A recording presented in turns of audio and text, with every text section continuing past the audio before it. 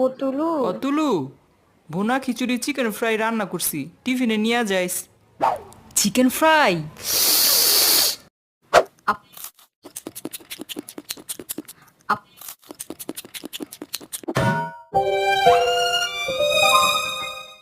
আম্মু ওগুলা নিয়ে গেলে হাড্ডি ছাড়া আর কিছুই পাবো না, নেয়ার দরকার নাই, বাসায় এসে খাবো।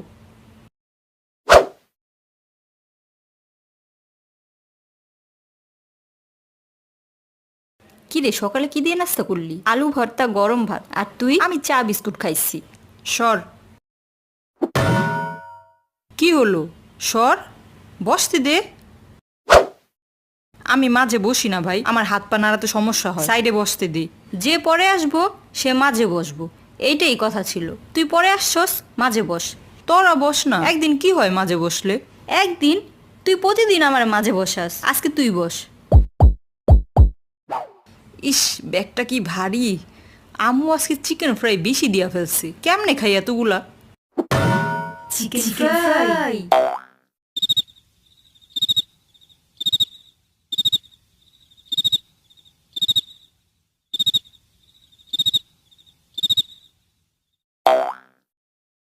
দোস্ত দোস্ত, এখানে বস, এখানে বস। না দোস্ত, তুই এখানে বস। না, ও এখানে বসবো। না, এখানে বসবো।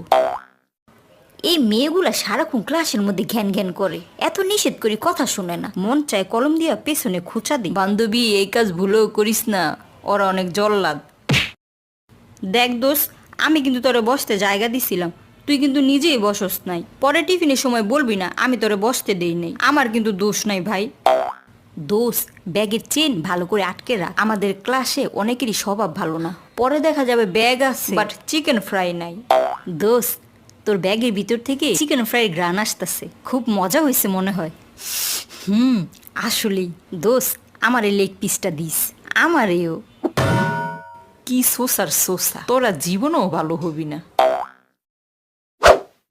দোস্ত, মনিরা ম্যাডামের কাণ্ডটা দেখলি? ওনার ছেলের জন্মদিনে আমাদের দাওয়াত দিল না, অথচ প্যাটমোটা হেডমাস্টারে ঠিকই ইনভাইট করছে। আমরা কি এত খাই বল? দরকার পড়লে এক খাসি 3 জনে ভাগ করে খেতাম।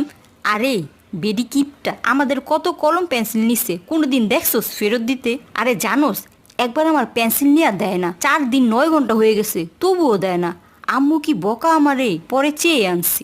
ওনার এমন অনেক রেকর্ড আছে স্কুল। একবার আমার নোট বই নিয়ে বলে, আমি মনে করছি এটা আমার ছেলের। ওনার ছেলেকে এই স্কুলে পড়ে, দেন খাইছে ধরা, তারপর বই নিয়ে আসছি। আরে হো। এই মেয়েরা, সবাই ক্লাসরুমে যাও।